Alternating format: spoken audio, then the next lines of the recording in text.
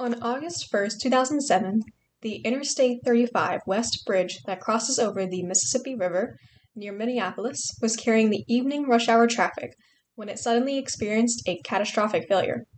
Swallowing 111 vehicles, 13 people would die and 145 more were injured. The National Transportation and Safety Board conducted a thorough investigation of the tragedy, deeming the collapse to be in part due to a design error. Now, how is it possible that a 40-year-old bridge could cause such a tragedy? William Howe first patented the design of the truss bridge in 1840, where it became widely popular due to its simplistic design. The typical design of a truss bridge is, quote, characterized by the joining of numerous relatively small structural members into a series of interconnected triangles, end quote, according to the North Carolina Department of Transportation.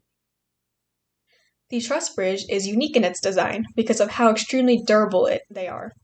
However, they also require high maintenance.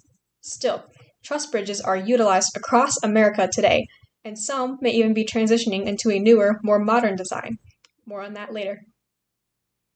Going back to the durability of their design, truss bridges are fantastic for extreme environments. They are known to hold up during intense weather conditions, since the, quote, built truss will distribute stresses throughout its structure, allowing the bridge to safely support its own weight, the weight of vehicles crossing it, and wind loads, according to the Department of Transportation in Tennessee. Therefore, many engineers opt for this bridge design solely because of its ability to withstand intense weather. Now, despite its durability, truss bridges do require high maintenance. They use little waste, making the design effective with using materials. Every piece of the bridge plays a role, making truss bridges a very economical option. However, a 2017 article by Machines for You states how larger truss bridges require more materials, which then require regular and detailed maintenance, leading to the bridge becoming expensive and time-consuming to maintain over a long period of time. Therefore, city planners may not be willing to put the effort and finances into maintaining these types of bridges.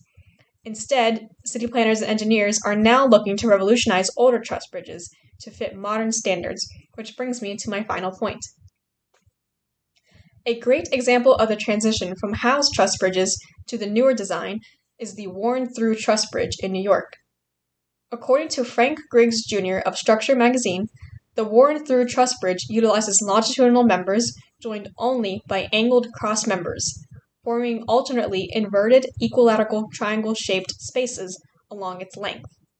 This new design allows each individual strut, beam, or tie to only be subject to tension and compression forces.